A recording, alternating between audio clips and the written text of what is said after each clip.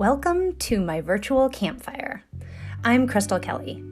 It is times like these that our ancestors would have started telling stories around a campfire, searching for meaning in our existence. We all have our Corona stories to tell. Think of our phone as the warm glow of a virtual campfire. Each week, listen to stories from all over the world about how we, as humans, fit into the vibrations of Mother Nature and the universe. Collectively, let's co-create a future through conversation and storytelling and music. With love.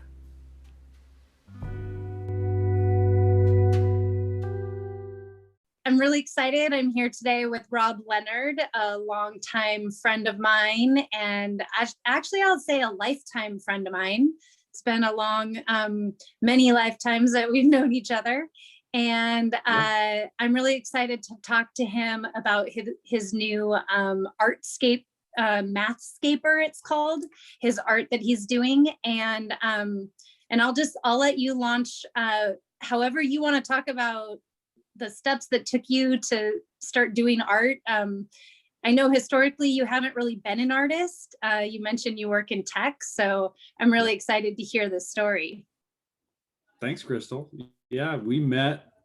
You moved into my town in middle school, if I recall? Yes, that's right. And I think you scared just about every one of the guys in track because you could put down a mile time that scared the boys. That's funny. That's my Not recollection anymore, of when but back then. Yep. Yep. Well, cool. Yeah. So I don't know that I would say that I'm not traditionally an artist. I've tapped into my childhood artistry. As a kid, between skiing and art, and I guess computers and things like that, it was tough to decide what I had the greatest interest in. And art was a pretty big deal for me. So have you been to my home? There's paintings and etchings and stuff that I did as a kid that are all over my house. But perfect candor, my technology life, was pretty distracting. And I think through life we identify with, or we take on identities. I was a ski racer. Then I was a computer guru as a young man. Then I was a technologist. Then I was whatever. So we take on these identities. And so my identity of artist sort of diffused into the background, and I lost track of it for decades. I know the feeling. Yeah. Yeah. I reconnected with it indirectly. The playfulness of childhood and remembering how to play. I got reminded by two things. One is being a father. My daughter's now 20 years old, reminded me to play. To be clear, I played in a context of doing what I thought she wanted to do, or showing her the world through a lens that I thought a child might benefit from or enjoy doing. It wasn't me playing for my own benefit. It was for hers. And so, but that was part one of remembering what play and creativity is like. Part two is entering the circus community. I made some great friends that are in the Portland area, and they're jugglers, and they juggle fire, and they contortionists, and they, this incredibly diverse and talented crowd that we were beginning to take on as friends. And I felt like a visitor in their world. We would watch them perform, or we'd go camping with them on the beach, and they would all be doing these incredible things. And we were just there camping, and it was neat. And I was being entertained. My good friend, Michael Connolly, challenged me to play. He put a staff, which is a performance art that now I'm really into, contact staff. And he put a staff in my hand and said, just play. And I said, well, but I can't, I don't know what to do. He said, that's okay. And then he walked away. So now I have this object that's important to my friend in my hand, and I didn't want to set it down because the sand was wet, and I started to play. And within minutes, I didn't want to do anything else. I was having a blast. I was hitting myself in the head and in the nuts, but exploring and goofing around. And he's like, and then he would come over every once in a while and say, "Hey, do you mind if I show you something?" And he would show me something. He would describe a challenge, something that's challenging for the mind, and I would try it and fail, and then have some success. And so that cracked open for me this world of performance arts, of which I've taken a hard right turn into juggling. I'm now an avid juggler and a fire juggler myself. Yeah. Have you, I think I have these vague recollections of you juggling when we were teenagers. You've always kind of juggled, right? Maybe I have. Yeah, I think we learned how to juggle in PE. Yeah. And some kids liked it more than others, and I was one of those that really liked it. Some kids survived it to the box and get the grade, and I think I connected with juggling at that time. So yeah, I could definitely juggle. I was among those that really connected with it, but I didn't stick with it. So, I watched two friends now from Circus, actually 3 friends now from Circus Luminescence. Check them out. Juggling fire on the beach. We were camping together and they juggled fire. And I was mesmerized because not only were they 3 fire jugglers, but they were sharing torches between them. They were in these complicated patterns that blew my mind. And I was hand on knee and jaw on ground. And my first thought was, I need to do that. That's awesome. Crazy, right? So now I do that and I get to juggle with those guys, which is really fun. And yeah, so I take juggling lessons every Tuesday from Scramble James. He's part of Circus Luminescence. And they've become, I think lifelong friends.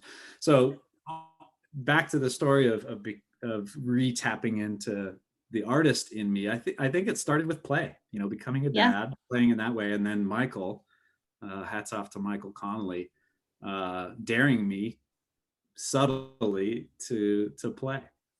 So when he first put that staff in your hand and you're just like, what the heck do I do with this thing? Did you think there was an intention or did you just basically just do whatever came to you? Like was there like any sort of plan, or I don't know, what went through your mind of like, okay, now I have this, what am I going to do with it? Yeah.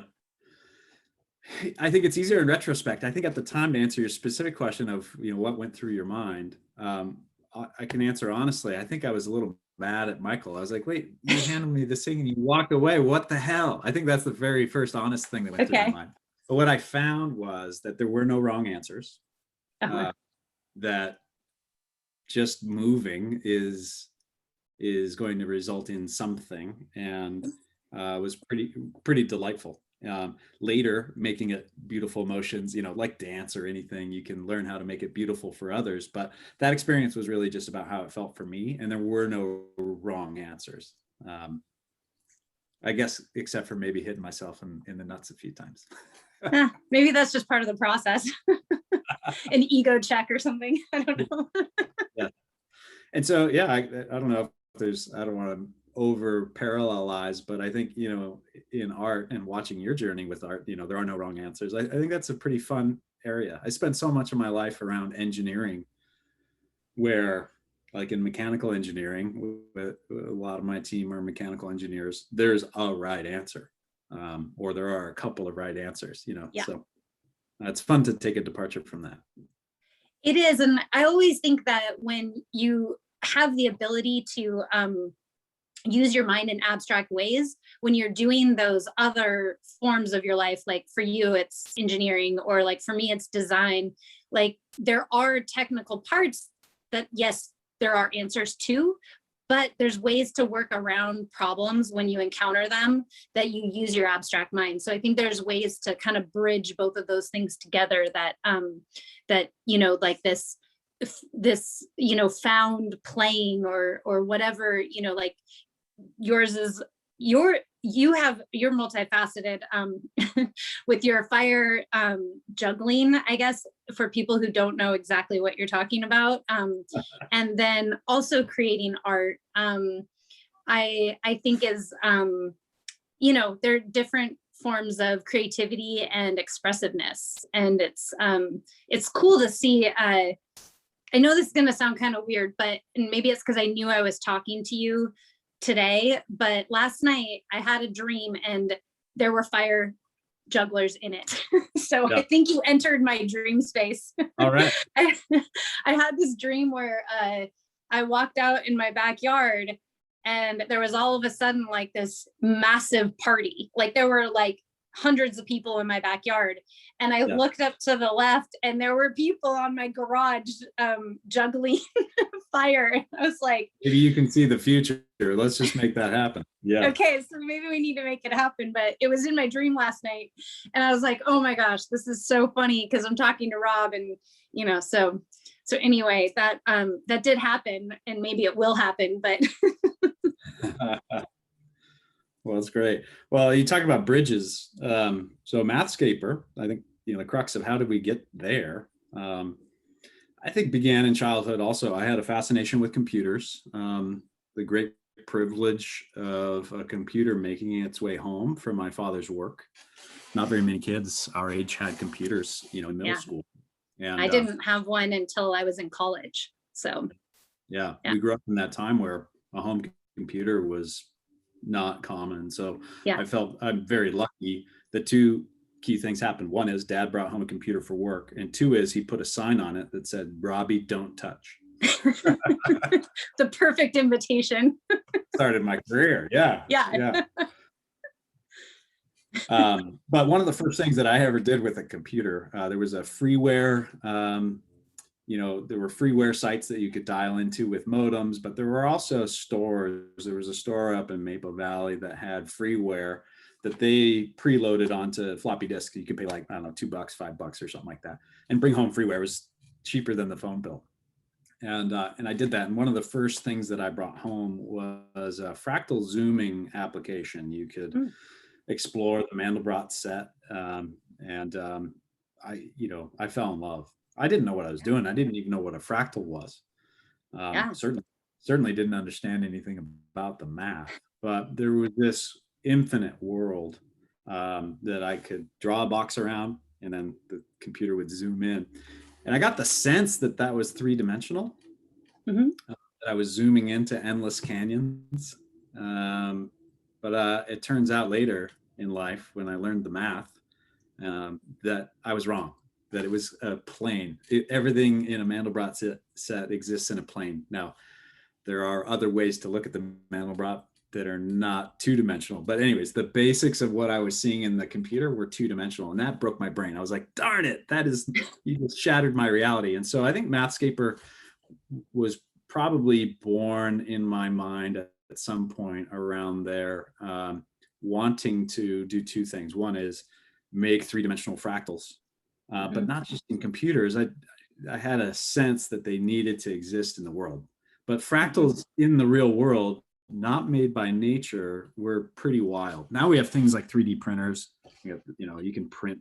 This is a Sierpinski triangle printed in 3D. There's things you can do to make fractal. But anyways, these fractals didn't exist in nature, or didn't exist in the real tangible world, and they were not 3D, which I thought was a real bummer. So I think that's where the seed of it started. And then, a career in computers and in engineering. So I think Mathscaper is a confluence of computer science, mathematics, engineering, and computer-aided manufacturing, and art, right? And art, yeah. It's not any one of those things. It's all of those things. But I personally didn't have the skills to see this vision through. So it remained in my mind. And a piece of wood, a laminated piece of birch plywood that I had custom made for me, sat in my garage for a lot of years until I met the right partners. Mathscaper really is completely impossible without the partners, Alex and Tyler. So Tyler Martin is I don't know what else to call him other than a mathematician and data visualization scientist. His day job at Tableau Software, very talented software developer and great mathematic oriented mind. My buddy Alex, his day job is he leads an audio electronics manufacturing business. and really brilliant guy. He's, one of the early guys in Coinstar and businesses like that. So he's got a great business mind, a great manufacturing mind, and an engineering and science mind. So they immediately got it when I described this first idea, which is making these fractals 3D by first computing them, then doing all kinds of crazy post-processing, making them into manufacturable things, and then actually making them. They both connected with that right away, and Mathscaper was born. And with that partnership, now it's a lot more things. We've begun with fractals, but that's just getting started. So describe I'm going to attempt to describe your art, but I don't know the process in which you make it. So, so this is from an observation point of view. It looks like, I'm assuming I thought you were 3D printing it, but it looks like a series of, like, if you were to take, a geography map, and there would be like reliefs of the terrain. To me, it kind of looks like something like that, like a relief map of maybe some sort of atmosphere. I don't know. So that's what it looks like to me. What is it to you? Like, what are you expressing with your art? That's a challenging question, right? How do you describe what we do? We, the technical answer would be we take complex plane geometries and compute them into manufacturable forms, and then we make them. But some of the beauty of them, the artistry in it, is a selection of the materials. This piece that's behind me, I don't know if this will end up in your broadcast or not, but I'll take a screenshot of it and I will put it. The podcast is all audio, but I put references on that people can look on the blog to see the references. So I'll definitely show it. Yeah, we'll get you some pictures. So we take really, there's a lot going on in the geometries, and many of the areas that are quite steep will catch light and do things to the eye that makes it very clear what those shapes are. But we knew also that in the negative spaces, some of the real flat areas in the geometry, they're not void of form. There's actually a lot going on out in the flats. And so in order to express the beauty of these things, not just where the geometry is busy, but also where it's pretty quiet, it became really important to me to find the right laminates that would do just as you described, create a relief map essentially of these forms. So some of what we do are layered birch veneers. Okay. So if you go to Mathscaper on Instagram, you'll see a bunch of what we've done in our origin series we call 0+0i, which is the origin of the complex plane. A lot of those are made out of layers of dyed birch veneers. So the birch veneers, which you might face a cabinet with, so real thin wood, get soaked in dyes. And so they completely take on that color. And then they're pressed in a process just like making plywood. Okay. And so we end up with a substrate that is a stack of colorful layers. I was thinking you were adding the color after. Right? Well, we do a little bit of that. We're starting to do some of that. You're infusing color into it. That's right. Cool. That's right. Yeah. So the layers are innately colorful. And there's a stack of them. So if you imagine like going to the store and buying a variety pack of colors of construction paper, right? Yeah. If you're looking at the top of that stack of paper, it's just green or white or whatever. But if you look at the edge, you can see all of the different colors and layers. Yep. And then imagine being able to carve a map, a relief, of value, something into it. Then you'd get a very colorful relief map out of it. Yeah. So that's sort of the mental basics of what we're doing. Cool. And what's your favorite? I guess, like, where do you like seeing your art the best? Like I always know when I'm doing an exhibit or a show or something, I have like in my head, like, I could see this in whatever, like say, coffee shops or like wherever, like what do you see as like kind of your, like, I can't wait to see Mathscaper here? Like where is that spot? Like, where do you want to see it? So we started this project January of 2020, right at the front of a Great timing. So, to answer your question, where have I enjoyed seeing it? It really isn't out there yet. I mean, we have around 10,000 followers on Instagram. People all over the world have seen very two-dimensional photographs, but very few people have seen these in person so far. So the smaller pieces that, well, we've got three main missions. One of them are these hangable pieces of fine art. The smallish ones are, around the dimension of, 12 by 18 or something like that. There's a lot of them that are about 15 by 24. Some of those get as large as about 24 by 48. So hangable fine art that you would put in your business, in the lobby of your hotel, or in your home is just one of our missions. What are your other two missions?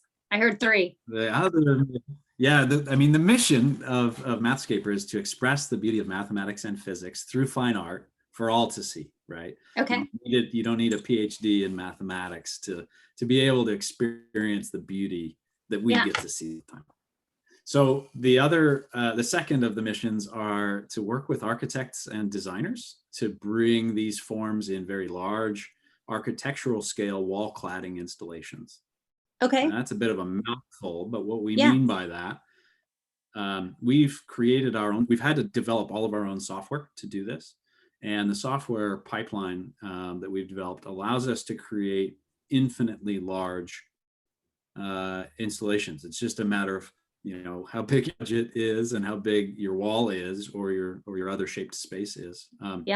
But I would love to see this in an airport. Let's say you land at SeaTac Airport and you're in a terminal that has a 600-foot long wall that's 60 feet tall that's just screaming for something cool.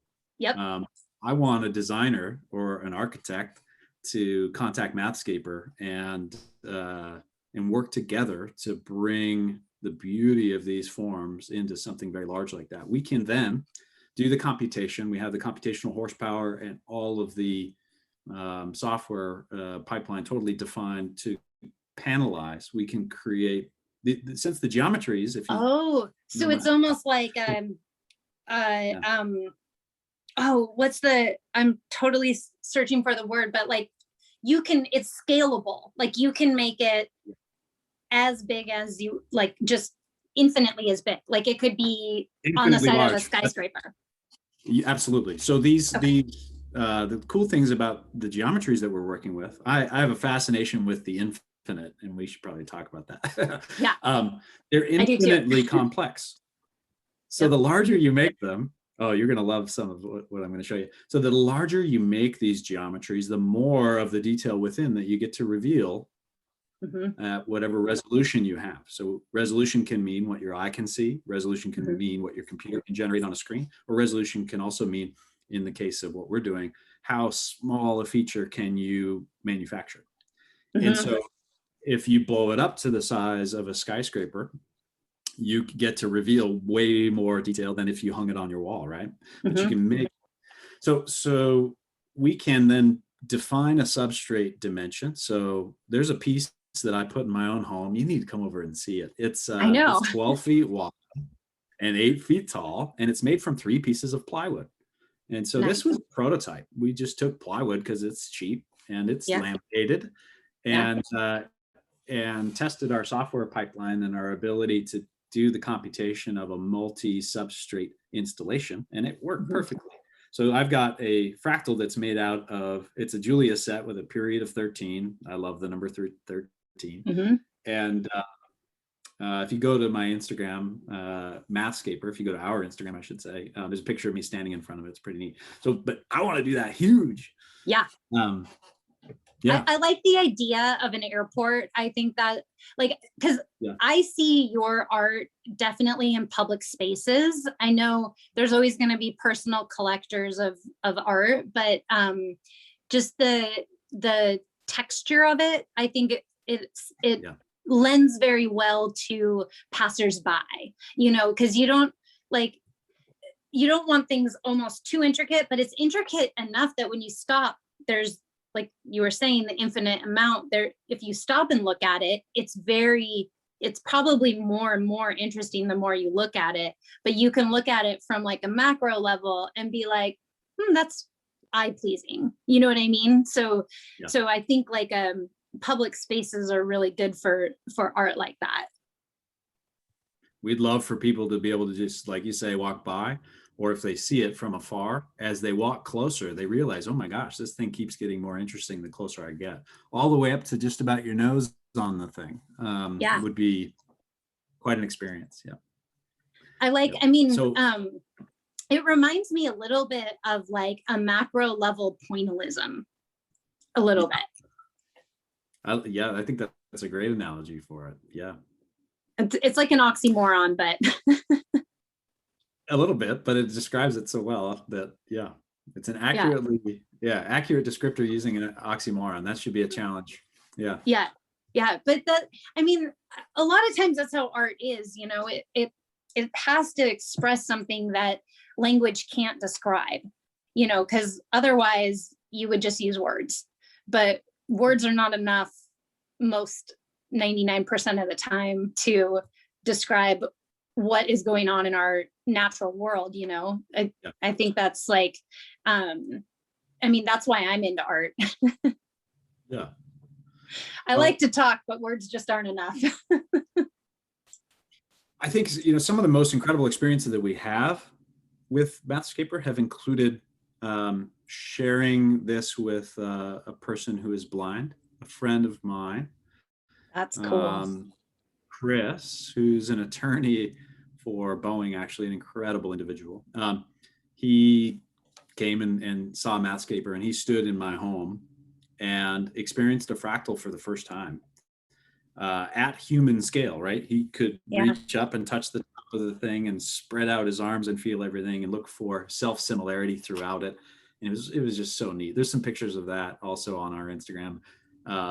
I would say that that's been one of the most rewarding things, is that they're so touchable, which inspired us to do, we're next month in June, so almost next month, in Portland, we are doing a show that is hosted by the Alberta Street Gallery in Portland, and it's called the Able Art Show. It's inspired by an artist who recently passed away, and she was blind and incredibly talented and will be very much missed in the community. And they're doing a show that is specifically targeted for alternatively abled artists, and also for art like Mathscaper that is targeted and able to be experienced by anyone.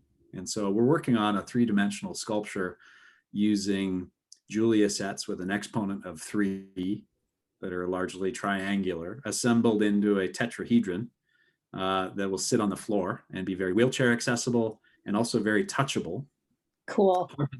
Hard to describe, but you'll have to come see it or feel it if that's your thing. Yeah. It reminds me of we did a 3D exhibit with a sculpture artist at Mind and Wine years ago, and he wanted to make interactive art, and so he took a bunch of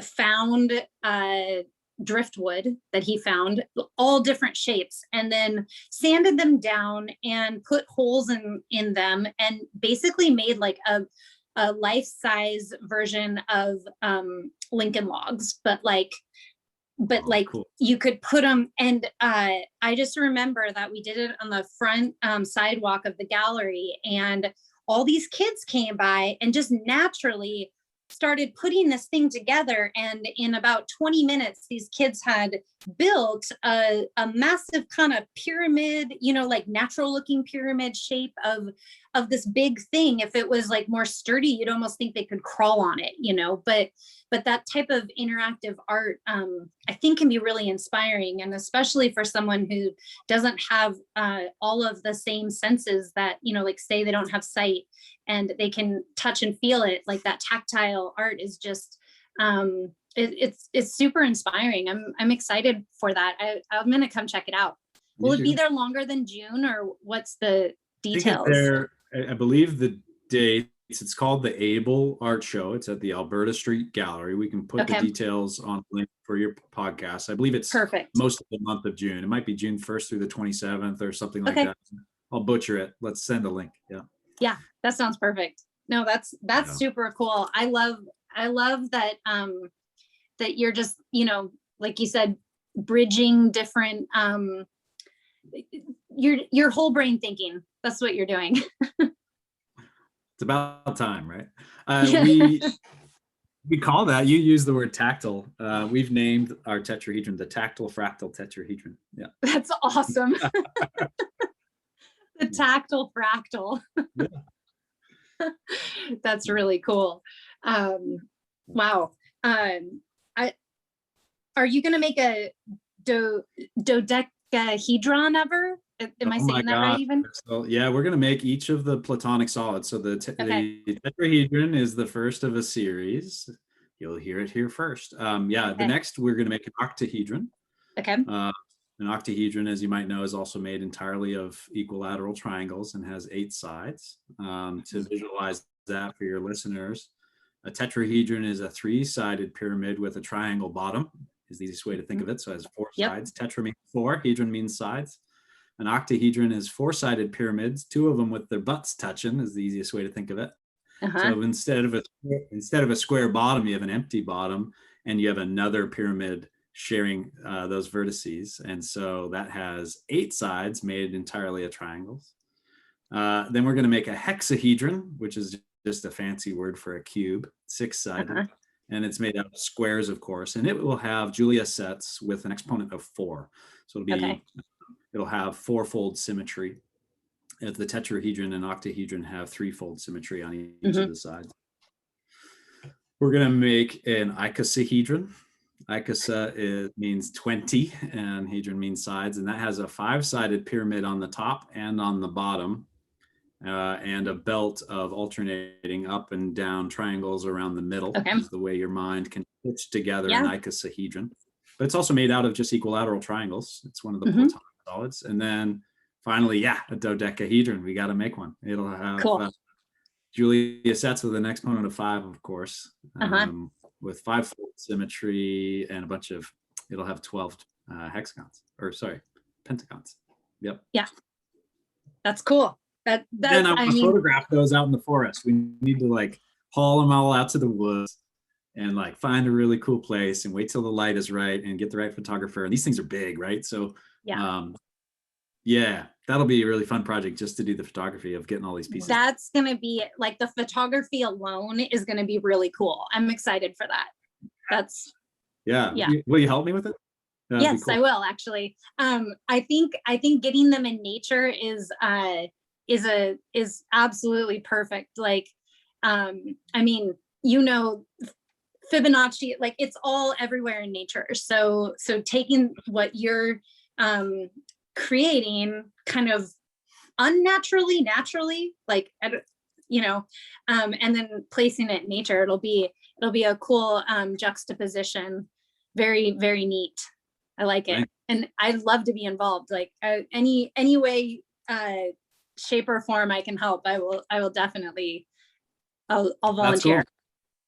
With your Mathscaper and your fire juggling, I'm probably calling it the wrong thing.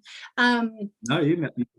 What where do you see do you have goals with it, or is this just fun and you're just playing? Because if it's that's awesome. I actually think that that's sometimes the highest use of our intellectual brains. with juggling, I'll answer that part first. I was juggling, and recently a family came up as I was, I'll call it performing, but with an audience, really just myself and Sarah. A family came up, and the father asked, "Are you a professional juggler?" And I think I'm going to save this answer. I said, "No, I'm a highly unprofessional juggler." And I think that sums it up. I don't have any aspiration to make, there are professional jugglers out there that I admire. And I am a very solidly intermediate juggler. As you look at the world of juggling, it's an infinite world. There is no end to the craft of juggling, and that's what I love about it. And so I just want to keep pursuing it. I take lessons every Tuesday. I try to learn 2 to 4 new patterns a week, and Wow. I don't ever think that'll ever stop. That's cool. That's like, I'm not historically a musician at all, but I'm on this kick where all I want to do is make meditation music. Cool. It's like, I just like want to make these sounds that are calming. And I feel like it's kind of the same thing for me. I don't see myself stopping doing it, and I just continue to learn. Yeah. But I'm by no means a professional at it. It's just something fun. Yeah, once you start creating, you tap into something that's pretty fun. So I think that's the answer for juggling. When it comes to Mathscaper, though, we've got big dreams. So we mentioned the fine art pieces. We'd love to have those hanging in a lot of people's homes, businesses, etc. It's not very accessible, though. These things aren't cheap. They sell well, but I think the public art aspect of this is quite important to us. We really mean it in our mission of expressing the beauty of mathematics and physics through art for all. Getting them into public spaces is really, really important to us. So those architectural wall cladding experiments, I'd love to get into an airport. The third mission, we're beginning a little bit with this tetrahedron and what we described up to your dodecahedron, are 3-dimensional pieces for public art. I would like to use mathematical art to teach and inspire. So I'm actually designing right now. We are designing a cube octahedron model of space-time that I could see in a museum. It'll be a mathematically correct model of space-time and time dilation and descriptor of Einstein's theory of relativity. We're going to superimpose the LIGO waveform, which is a waveform of gravitational waves entering our solar system from eons ago, collision of 2 supermassive black holes as measured out in Hanford at the LIGO instrument.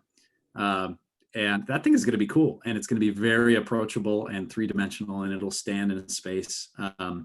Stay tuned. It's going to take us a while to pull that dream off, but we've got it in our heads, and we're beginning to develop it in software. And I'd love to see a space like that be used as a teaching tool. Frankly, when I was first taught about space-time and gravity and the function, it was described to me completely in a plane and deformation of a plane. So you can imagine placing a sphere, place a ball on a sheet, and it deforms that. That's a great way to teach it, by the way. But so many of our educations stop there. The truth about how gravity works is in 4 pi steradian, which is a fancy way of saying in all directions. And I think that gets lost on a lot of folks. I think, as I started learning about physics and mathematics, it became clear to me how incomplete some of our education in the normal educational system through middle school, high school, et cetera, how incomplete some of the pictures that we're taught with are. And to me, I think it's a pretty short putt with the right visual aid to complete that knowledge, to make it just that much more complete and really help everyone have a real connectedness to the universe and the way things work. And so that there's that public, inspiration form of public art, in addition to just, artistic beauty and wonder. We want to teach.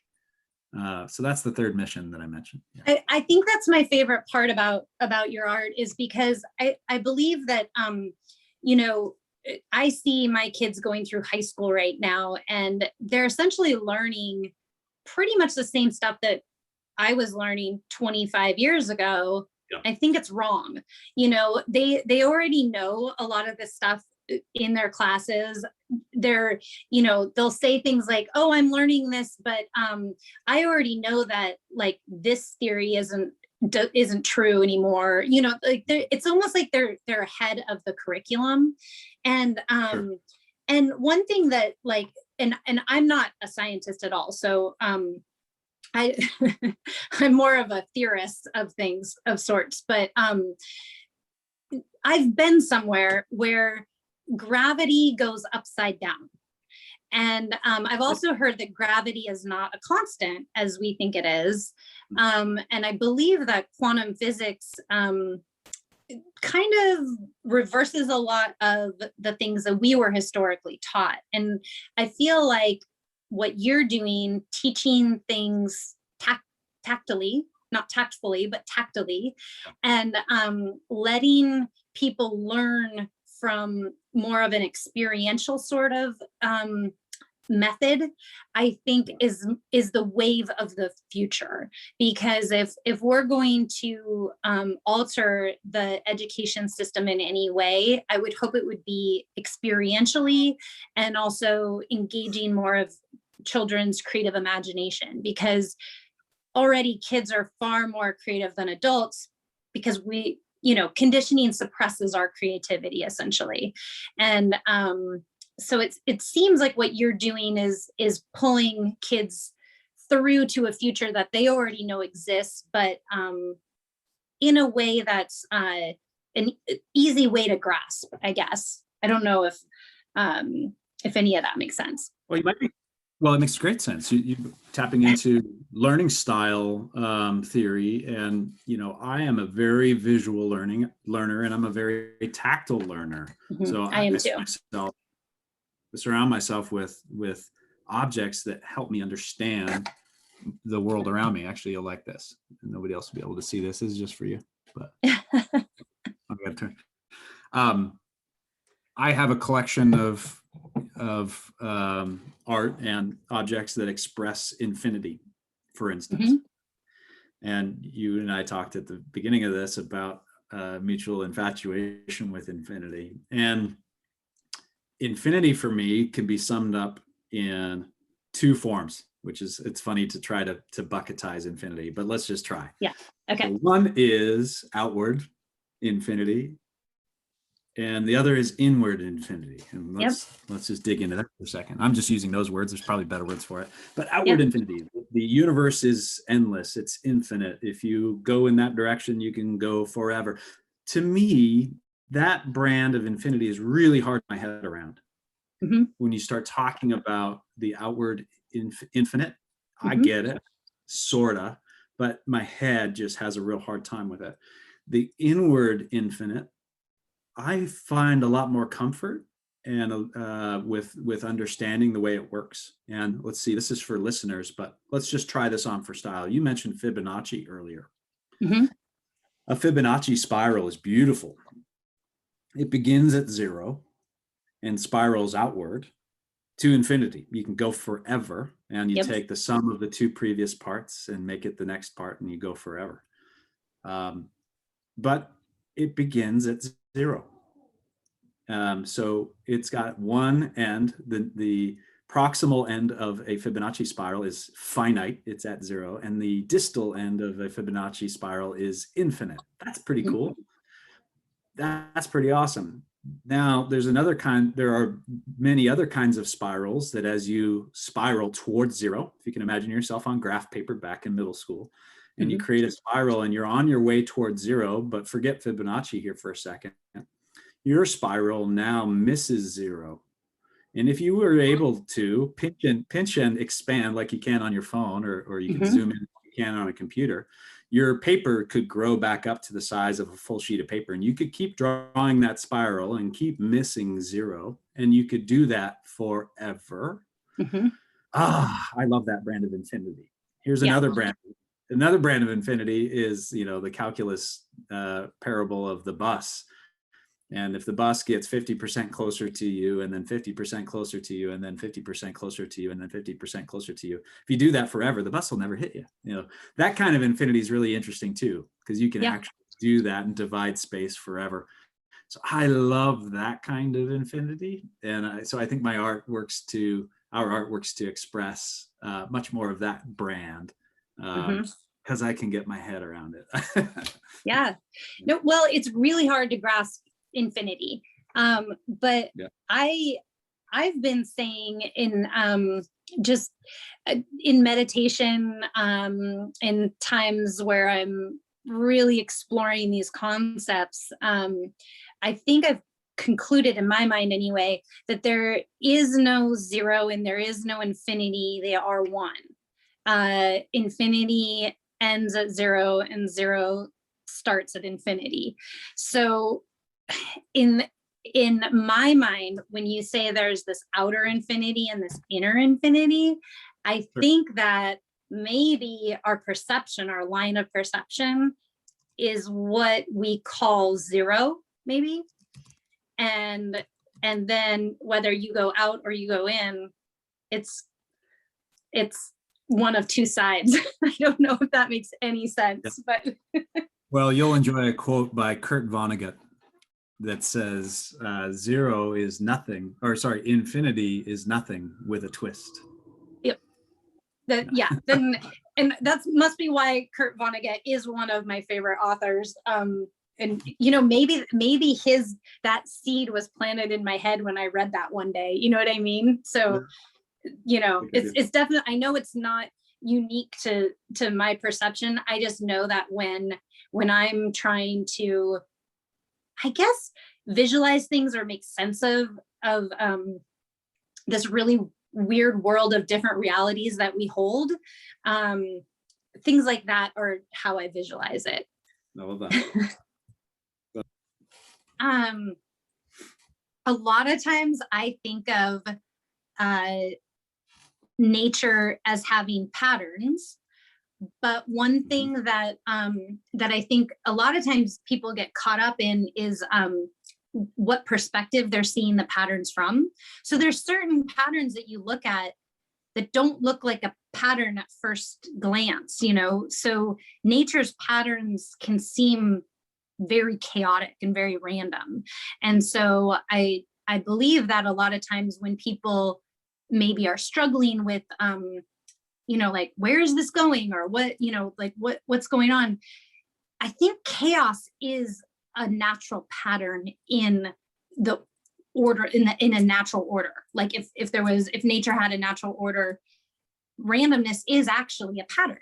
And so I think, like, if you looked at your art in like a very kind of small, you might not see that the pattern so much, and then it gets bigger and you can see it. So I think it's kind of cool how your art is mimicking nature in a very unique way. I don't know. Yeah. Well, thanks. I think it's some of the forms that we've created are pretty diverse. There are some that look incredibly synthetic and obviously computed. There are others that appear very organic and very flowy, for lack of a better term. And yeah, I love that about the world of math and pattern. Sometimes you're right, the pattern isn't quite so obvious. Sometimes the symmetry is very clear.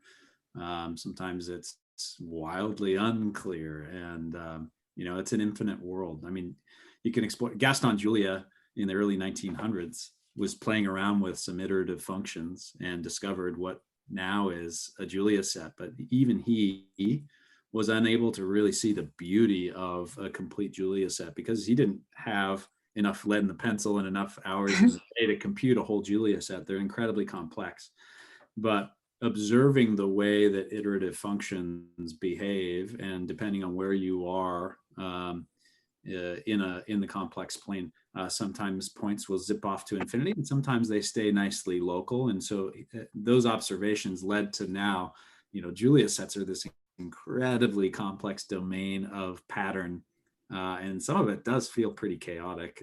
It's pretty wild. I wish you could go back in time and deliver a computer to him. Oh yeah, that would be, I mean, it's amazing where we are in the time that we're in. I don't think there's coincidences that our minds are where they're at, because where we are right now, we have all this technology and all this opportunity to explore these things that you're exploring. And I just wonder, like, how do you see this as furthering humankind's general knowledge base? It's a big question.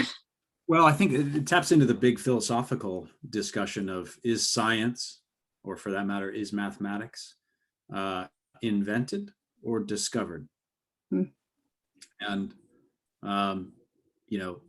the math is there before you've learned it. Yeah. And so I'm a big believer in it's discovered. We make discoveries in science.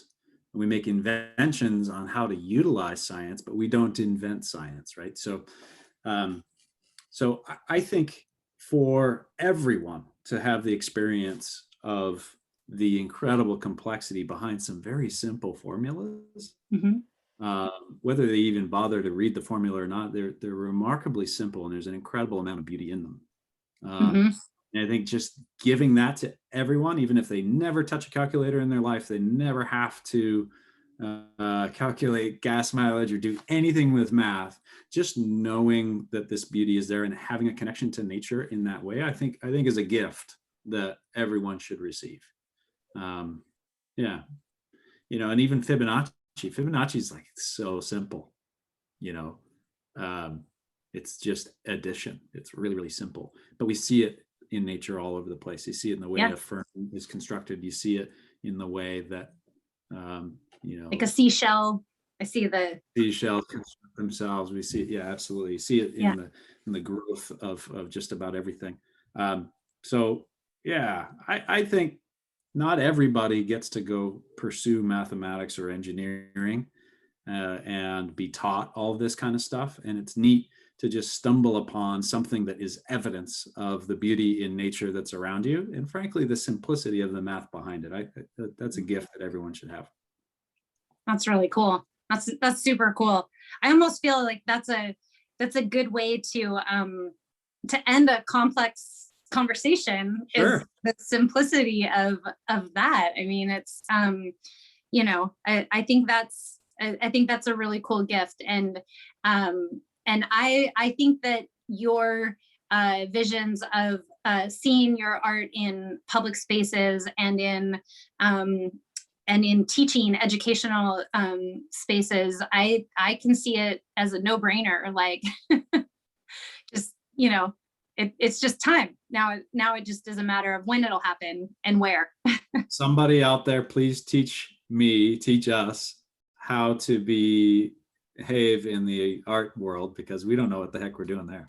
We're making beautiful stuff, but somebody's got to teach us how to get it in a museum and all that. So our visions will be seen through, but we'll take any help along the way. Yeah. And it's, with my experience from art, it's just about continuing to make the connections, talking about it, raising the vibrations around it, getting people excited about it, and just having this conversation. Hopefully we'll get you some more followers on Instagram on Mathscaper, and just have people more and more excited about it. I mean, you never know where one conversation can lead. Thanks a lot, Crystal. This has been fun. All right. Thanks, Rob. Have a good day. You too. Bye-bye. All right. See ya. After hanging up with Rob, we continued to talk about a couple different things that I decided to include in some bonus footage. I hope you enjoy. We don't really have to hang up, but... No, that was a nice end. Yeah, there you go. I just thought we have to wrap it up somehow. I don't know. Yeah. I never quite know. That was full. Yeah, like full circle. Yeah. I picked up what you were laying down. Well, that was fun. Thank you. Yeah. Hopefully you got everything out that you wanted to. And I'll edit out my distractions. I always have them. I'm actually a terrible interviewer, but I don't think so. That was really fun. That was great. Yeah, find all the nuggets and stitch them together. That'll be great. yeah, cool. I'll send you the link when I get it produced. It'll take me, what time is it? Sometimes I get it done the day of and sometimes the next day. I have quite a few messages that were hitting at me as we were talking. So I was like needing to, I'll have to take care of some business, but I'll send it to you as soon as I get it. And yeah, thanks. That's amazing. Yeah, thanks a lot. That's fun. Yeah, I especially love that we didn't talk about my work. That's perfect. I spent so much of my life talking about my work. I lead a company, and it's really refreshing to sit down for an hour talking about just my interests and and life and how things connect, and not mention work at all. That was awesome. Yeah, you know what? That's like I spend so much of my time immersed in real estate and like negotiations and like all these like heavy things, and so this podcast is a little bit like my outlet. Like it's like, okay, let's talk about something real. I love it. Not that, I love it. not that business isn't real, but it's. Yeah. Well, Crimea River, I'll tell you, we got invited to exhibit at the Smithsonian, which got canceled is the punchline, but it was an exhibit called The Reforestation of the Imagination. Mm-hmm. And it was utilizing technology in a new definition of modern art. And we were selected and we were like going like crazy. One of the reasons I was creating like a madman last like February, March is we thought we were going to DC, and all that canceled. And now we can't even get a hold of that woman. And so, but that would have been a hell of a slingshot to have our first ever exposition be at the Smithsonian. But, our time will come. Yeah, it will. And if it's happened once, it'll happen again. It's just a matter of timing. So, yeah. And this is from an artist in, I think he's in New Mexico, but he uses precision alignment mirrors. I do a lot of work in photonics with lasers and work on things for astrophysics and defense and all that kind of stuff. Yeah. For my day job. But this guy is also an optical scientist, and he aligns these mirrors in really precise ways to make art. That is so freaking cool. No, wow. I love it. So all the color is just light coming in through the mirrors. Yeah. I love cool. stuff like that. I love it. Yep. Okay, well, let's get together soon. I want to come to your house and see your wall, and then you got to come to my house and come to one of my pool parties. Let's do it. I'll come juggle fire by your pool. No, there you go. Yeah. Now you have to. I seriously dreamed about it. I'm not kidding. Like I woke up and I was like, that was kind of a weird dream. And then I remembered that I was talking to you today, and I was like, it's like my subconscious was like reading my calendar and like, you know what I mean? Yep. You're tapped in. I do, by the way, have great memories of you arriving. Was it 7th or 8th grade? It was late 7th grade because it was after like Christmas break of 7th grade. I don't know. Okay. I think it was track season. I actually think that's when it was like the first. I remember I think it was Mark Gabrielson was like, you should go out for track. And I was like, okay. I don't know. Someone told me to go out for track, and I did. Well, my first ever memory of you was, I think, was track. Yeah. Yeah. That's probably why. Yeah. That's hilarious. I know. I was so competitive back then. Oh my gosh. Yeah. I'm in my old age. I'm not as, I'm still very like physically active. Like I like hiking and trekking, and like I'm a pretty active person, but I'm not competitive like I used to be. Just don't, I don't know.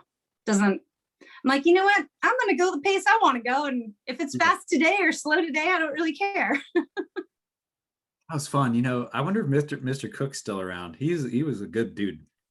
Yeah. You know what's funny? Katie and I went up Mount Peak a couple weeks ago, and Mr. Petchnick lapped us. Oh, cool. Oh, yeah. He's always been a badass. Jeez. Yeah.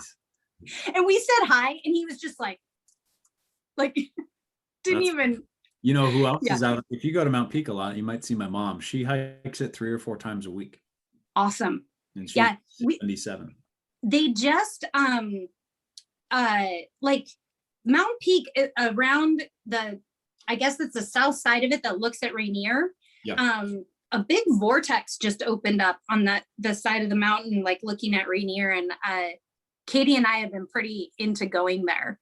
It's like the last time we were there, we're sitting in this one spot and we could see these, like, we thought they were eagle,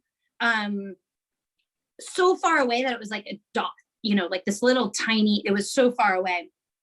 And she's like, wow, look at that big bird. And then I look and there's 2 of them. And then we look again and there's 3, and they were flying like this. Yep.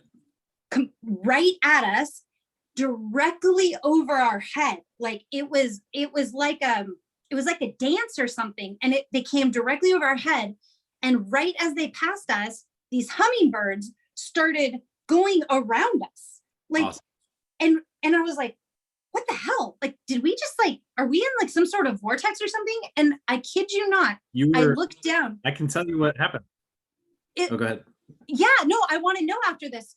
So then I looked down and we're sitting on these like big granite, like boulders, but there's cracks in between the boulders, and there's literally mushrooms coming up in the cracks at our feet. And I'm like, okay, these massive effing birds just so what was it? You're likely in the base of a thermal. So I fly paragliders. Yeah. And so I thermal with birds all the time.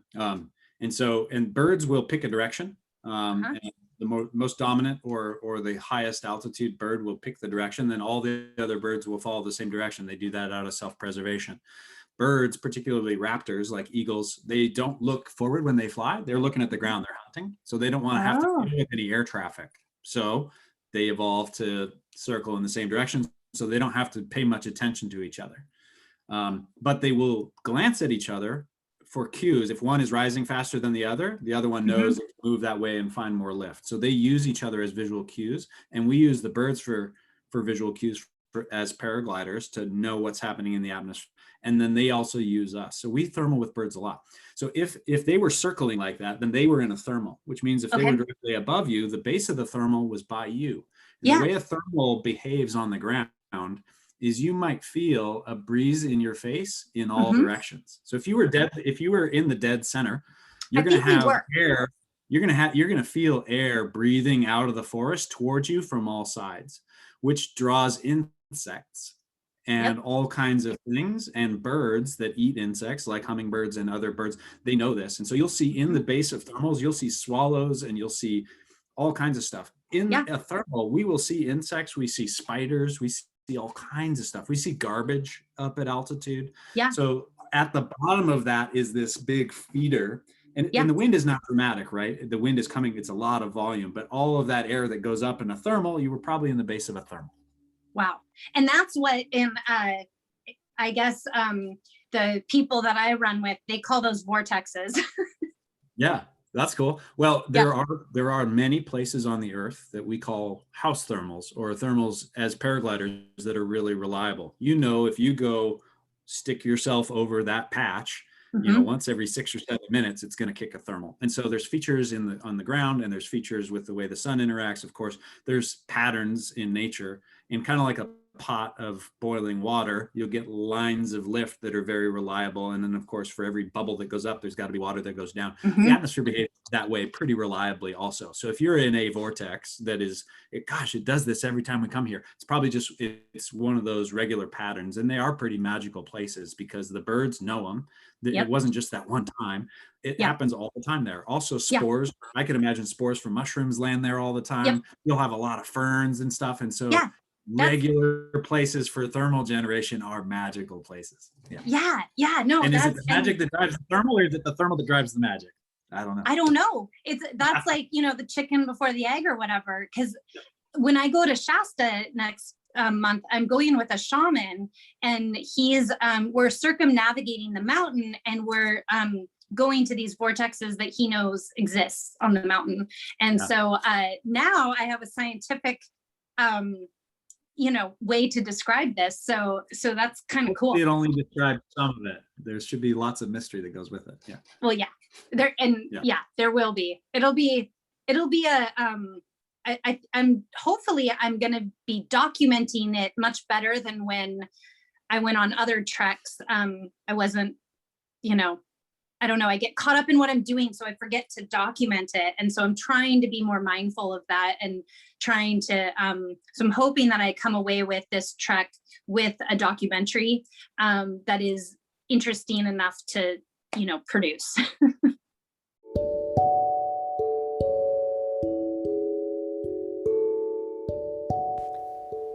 Thank you for listening to my virtual campfire. I'm humbled and grateful, and with heartfelt thanks, thank you for listening all the way to the end. I hope that it caused a vibration or a thought or sparked something inside of you to make a positive change.